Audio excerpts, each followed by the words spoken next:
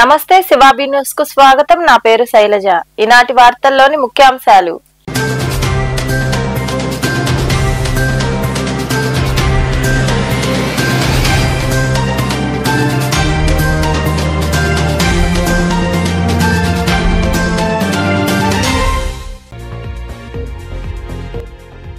మనుబోలు ప్రాంతంలో నిలిచిన గంగా కావేరీ ఎక్స్ప్రెస్ రైలు నుండి పొగలు రావడంతో నిలిపివేసిన సిబ్బంది.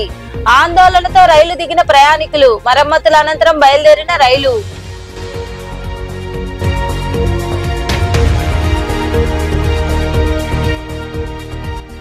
ఈ నెల 18 నుండి 24వ తేదీ వరకు వెంకయ్య స్వామి ఆరాధనోత్సవాలు. వెంకటాచలం మండలం గొలగముడిలో ఏర్పాటు చేసిన సమన్వయ కమిటీ సమావేశంలో చర్చించిన ఆర్డీఓ నాగసంతోషిని అనుష, ఈఓ బాలసుబ్రహ్మణ్యం తదితరులు.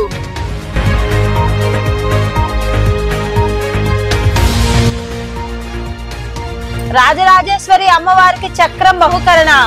గూడూరులోని హైస్కూల్ రోడ్ లో కొలువైయున్న శ్రీ రాజరాజేశ్వరి అమ్మవారి ఆలయంలో జరిగిన విశేష పూజల్లో పాల్గొని అమ్మవారిని దర్శించుకున్న భక్తులు.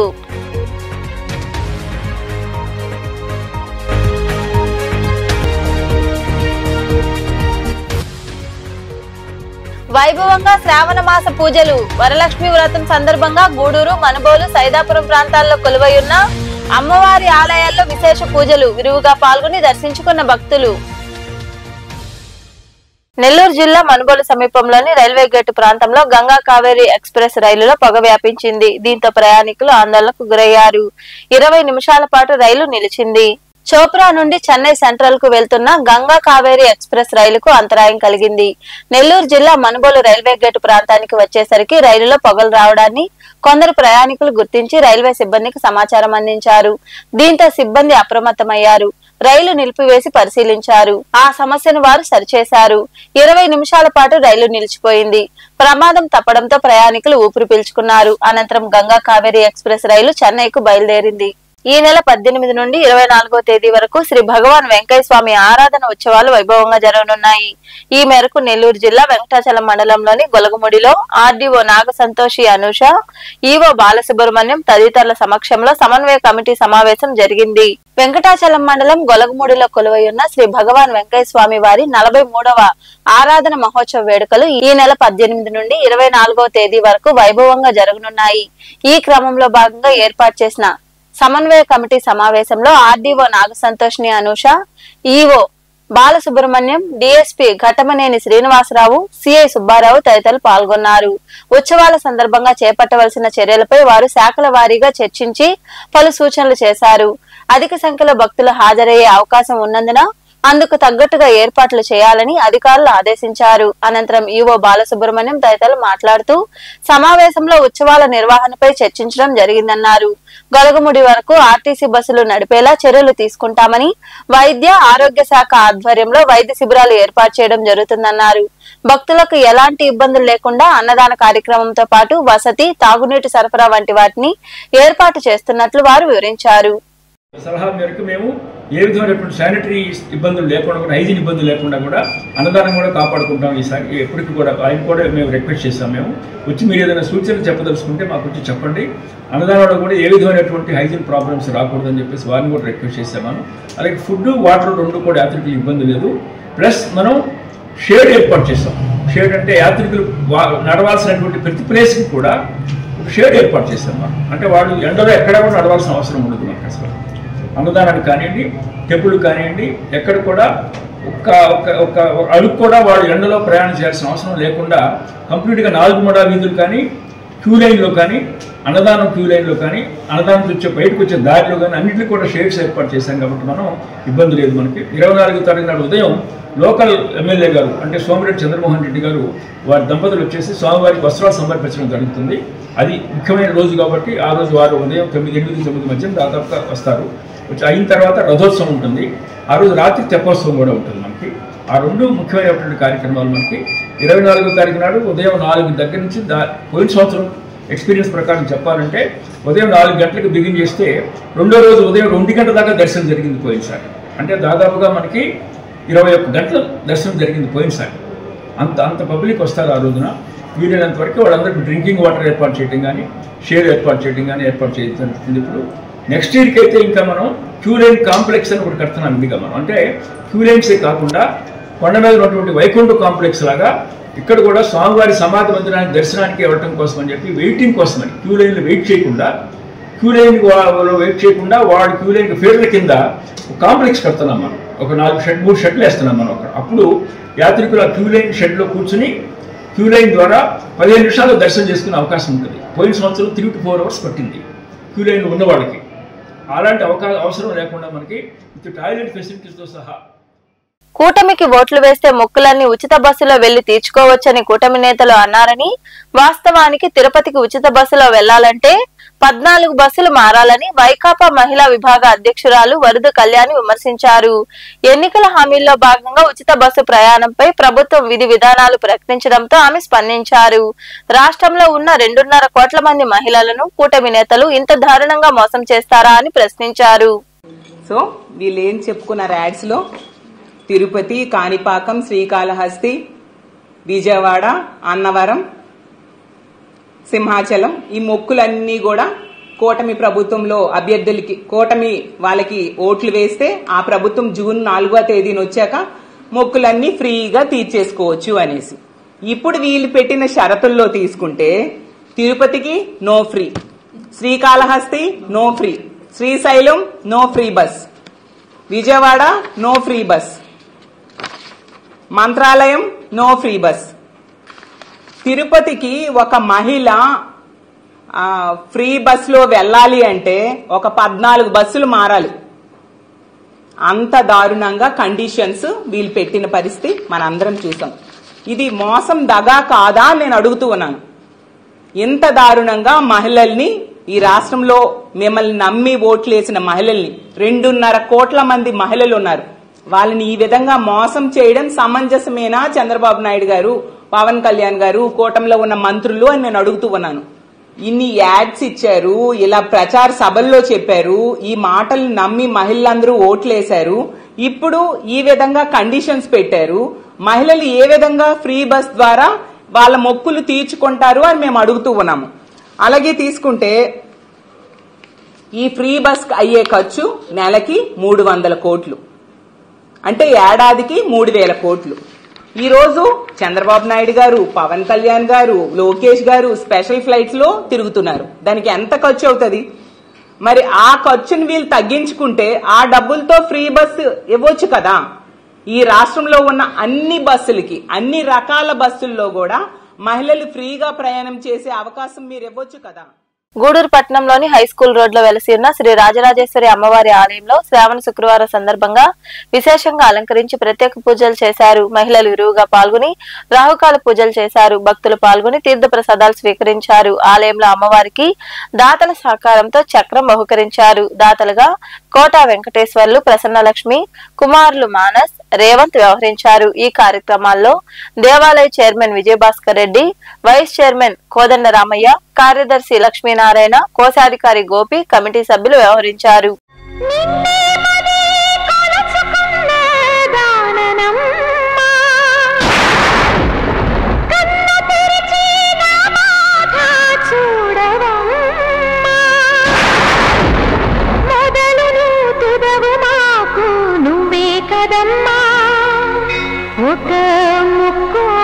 ప్రశ్న ఇది తీర్చమంటూ వేడెదనమ్మా.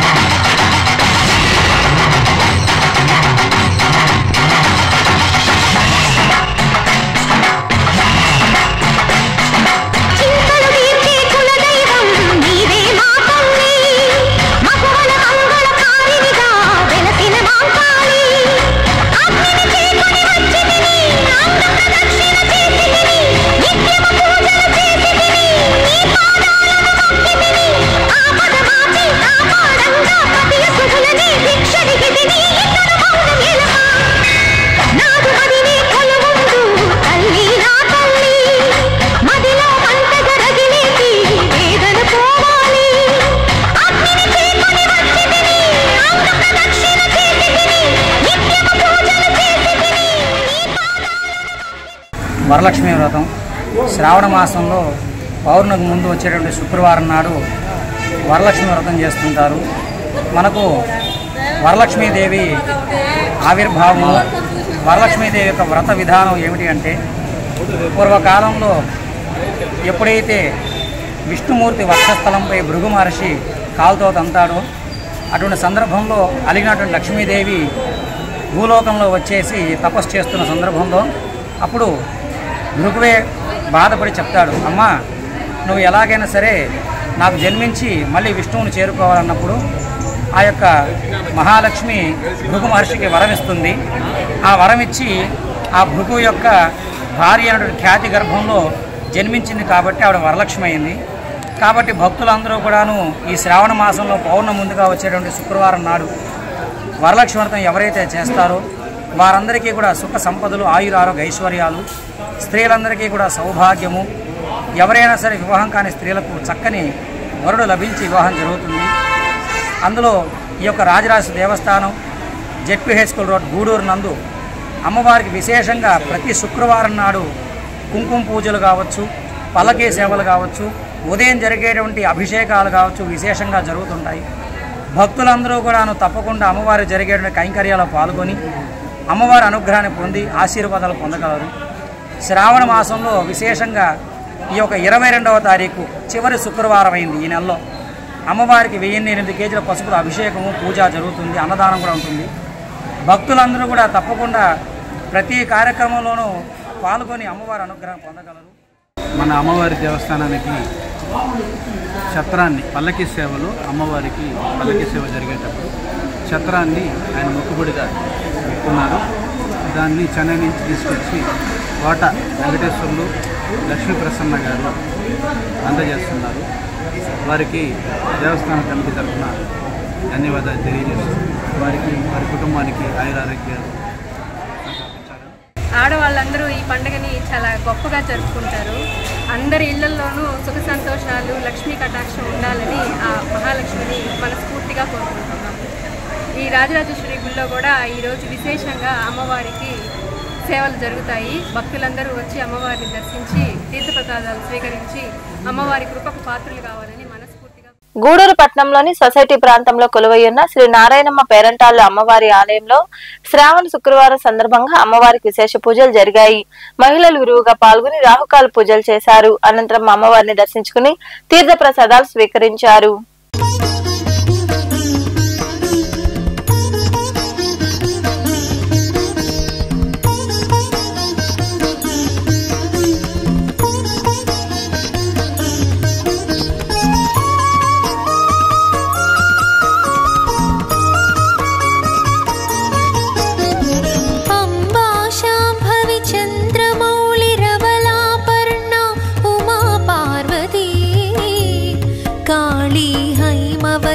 शिवा त्रिनयनी कात्यायनी भैरवी सावित्री नवयौवना शुभकरी साम्राज्यलक्ष्मी प्रदा चित्रूपी परदेवता भगवती श्रीराजराजेश्वरी श्रीराजराजेश्वरी श्रीराजराजेश्वरी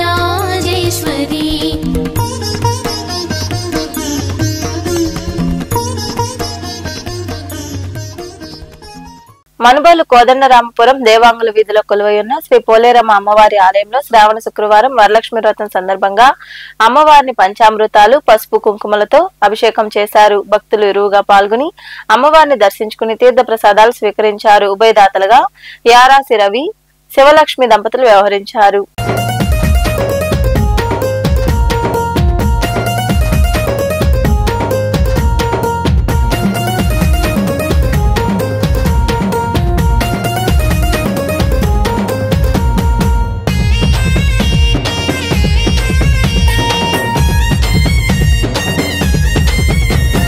పోలేరు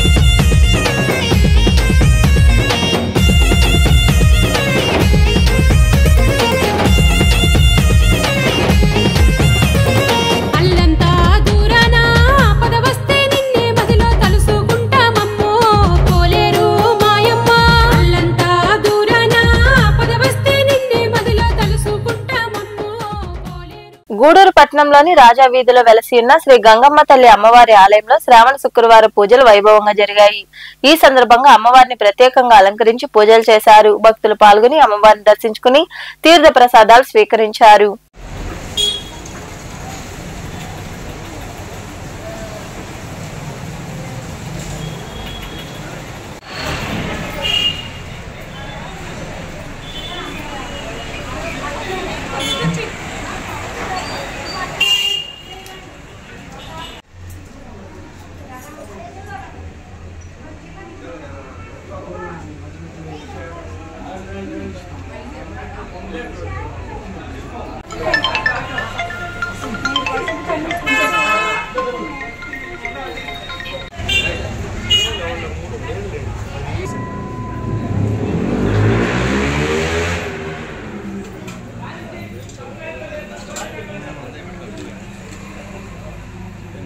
సైదాపురంలో వెలసి ఉన్న శ్రీ బాలా త్రిపుర సుందరి దేవి అమ్మవారి ఆలయంలో శ్రావణ శుక్రవారం సందర్భంగా వరలక్ష్మి పూజ, అష్టలక్ష్మి పూజ వైభవంగా జరిగింది.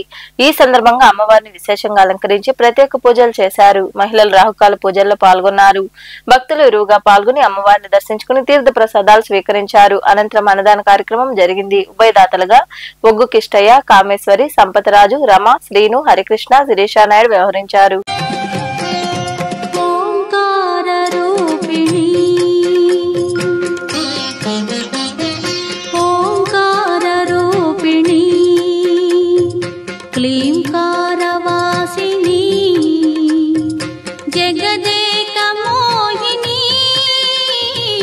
प्रकृति स्वरूपिणी ओंकार रूपिणी क्लींकार वासिनी जगदेक मोहिनी प्रकृति स्वरूपिणी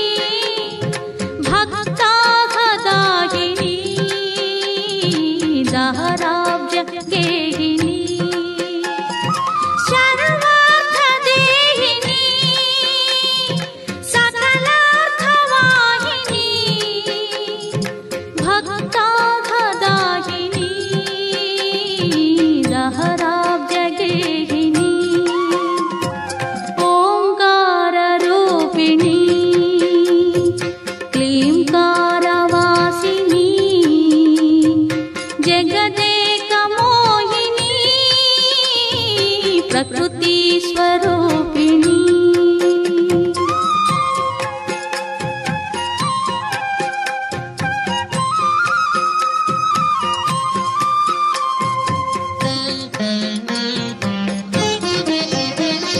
मृगराज वाहन नटराजु नंगन अर्धेन्दु भूषण अखिलार्ति शोषण గూడూరు రెండో పట్టణ పరిధిలోని మాలవే నగర్ ప్రాంతంలో కొలువై ఉన్న శ్రీ మహాలక్ష్మమ్మ అమ్మవారి ఆలయంలో శ్రావణ శుక్రవారం సందర్భంగా ప్రత్యేక పూజలు జరిగాయి. భక్తులు పాల్గొని అమ్మవారిని దర్శించుకుని తీర్థ ప్రసాదాలు స్వీకరించారు. అనంతరం అన్నదాన కార్యక్రమం జరిగింది. ఈ సందర్భంగా కమిటీ సభ్యులు వినీష్ తదితరులు మాట్లాడారు. ఈ పూజా కార్యక్రమాల్లో మహేష్, బిల్లు పెంచలయ్య, ముమ్మడి వెంకటేశ్వర్లు, మధు తదితరులు పాల్గొన్నారు.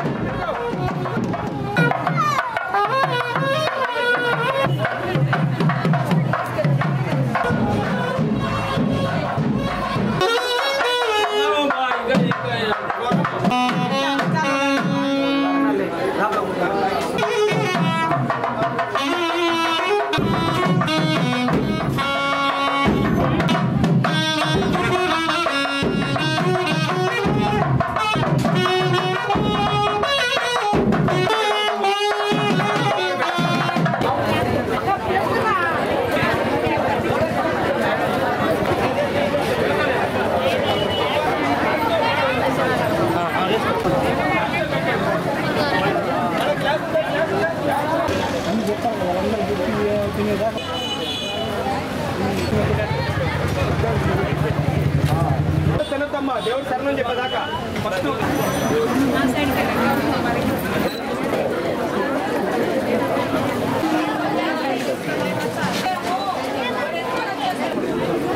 శ్రావణ మాసం గత 2 వారాల నుంచి ఈరోజు 3వ వారం జరుగుతున్న వేళ ఇవాళ శ్రావణ శుక్రవారంగా వరలక్ష్మి వ్రతంగా భక్తులందరూ కూడా భావిస్తారు.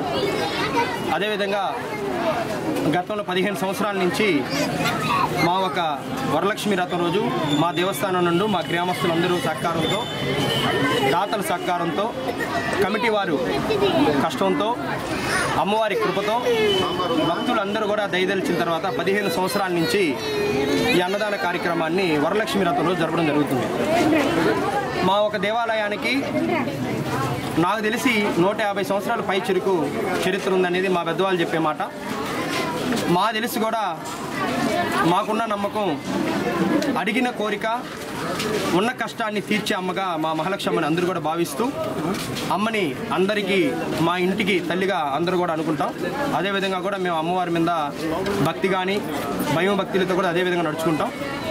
అదేవిధంగా ఈరోజు ఈ కార్యక్రమాన్ని ఎస్ మహేష్ అని వారి కుటుంబం ఈరోజు ఈ కార్యక్రమానికి ముఖ్య దాతలుగా అన్నదాతానికి ఒక ఉన్నతమైన దానం వాళ్ళ అమౌంట్ని మాకు ఒక డొనేషన్గా ఇచ్చి మా ఒక పెద్దరు కమిటీ నంబర్లు అందరూ కూడా సహకారంతో నెల్లూరు జిల్లా రాపూరు మద్దెలమడుగు సెంటర్ వద్ద కొలువైయున్న శ్రీ మహావిష్ణువు శ్రీ అయ్యప్ప స్వామి దేవాలయంలో సామూహిక వరలక్ష్మి వ్రతం నిర్వహించారు. ఈ వ్రతంలో మహిళలు ఇరువుగా పాల్గొని పూజలు చేసి తీర్థ ప్రసాదాలు స్వీకరించారు. అనంతరం అన్నదాన కార్యక్రమం జరిగింది.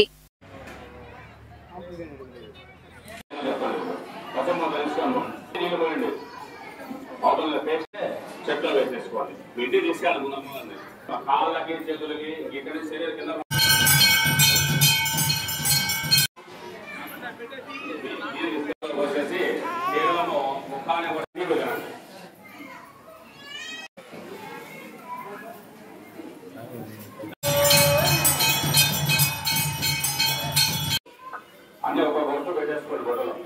అప్పుడు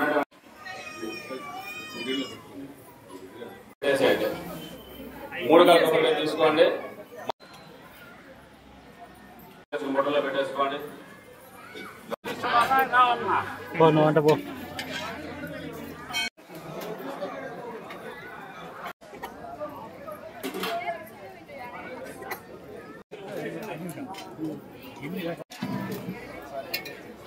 వరలక్ష్మి వ్రతాన్ని పురస్కరించుకుని నాయుడుపేటలో కొలువైయున్న గ్రామ దేవత శ్రీ పోలేరమ్మ అమ్మవారిని 25,108 డజన్ల గాజులతో ప్రత్యేకంగా అలంకరించారు. అనంతరం అమ్మవారికి విశేష పూజలు నిర్వహించారు. భక్తులు అధిక సంఖ్యలో పాల్గొని అమ్మవారిని దర్శించుకుని తీర్థ ప్రసాదాలు స్వీకరించారు. ఈ సందర్భంగా ఆలయ పూజారి గణేష్ మాట్లాడారు.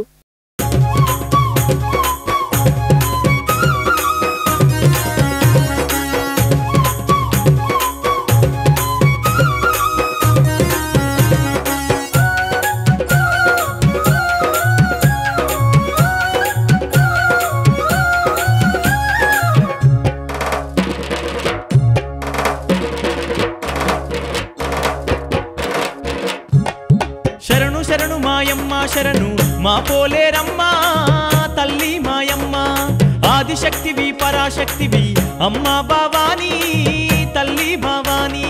శరణు శరణు మాయమ్మ శరణు మా పోలేరమ్మ తల్లి మాయమ్మ ఆదిశక్తివి పరాశక్తివి అమ్మ భవానీ తల్లి భవానీ. బ్రహ్మంగారికి నిప్పులు తెచ్చిన కాళీమాతవు పోలేరమ్మవు శరణు శరణు.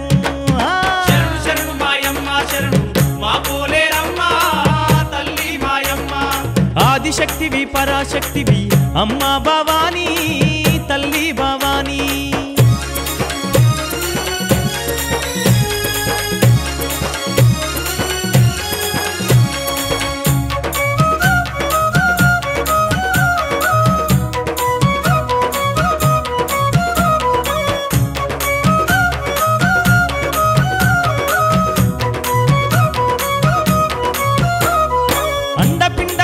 అండమంతయు ఆదిశక్తివై వెలసి ఉన్నవు అన్ని రూపములు నీవేనమ్మా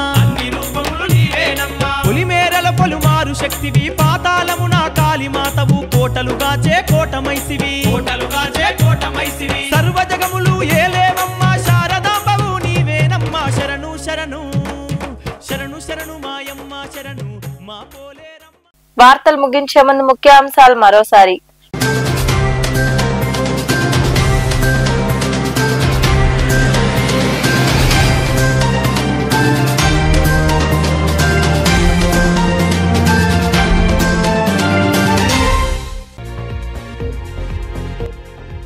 మనుబోలు ప్రాంతంలో నిలిచిన గంగా కావేరి ఎక్స్ప్రెస్ రైలు నుండి పొగలు రావడంతో నిలిపివేసిన సిబ్బంది. ఆందోళనతో రైలు దిగిన ప్రయాణికులు. మరమ్మతుల అనంతరం బయలుదేరిన రైలు.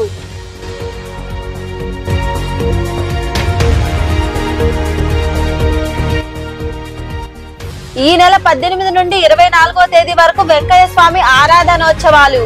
వెంకటాచలం మండలం గొలంపూడిలో ఏర్పాటు చేసిన సమన్వయ కమిటీ సమావేశంలో చర్చించిన ఆర్డీఓ నాగసంతోష్ని అనుష, ఈఓ బాలసుబ్రహ్మణ్యం తదితరులు.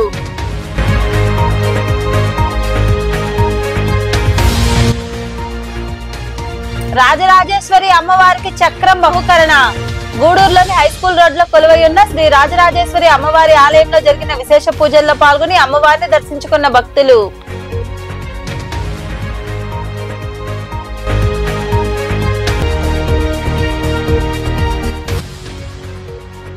వైభవంగా శ్రావణ మాస పూజలు. వరలక్ష్మి వ్రతం సందర్భంగా గూడూరు, మనుబోలు, సైదాపురం ప్రాంతాల్లో కొలువై ఉన్న అమ్మవారి ఆలయాల్లో విశేష పూజలు విరివిగా పాల్గొని దర్శించుకున్న భక్తులు. ఈ వార్తలు ఇంతటితో సమాప్తం. తిరిగి ప్రసారమయ్యే శివాబి న్యూస్ లో మళ్ళీ కలుసుకుందాం. అంతవరకు సెలవు. నమస్తే.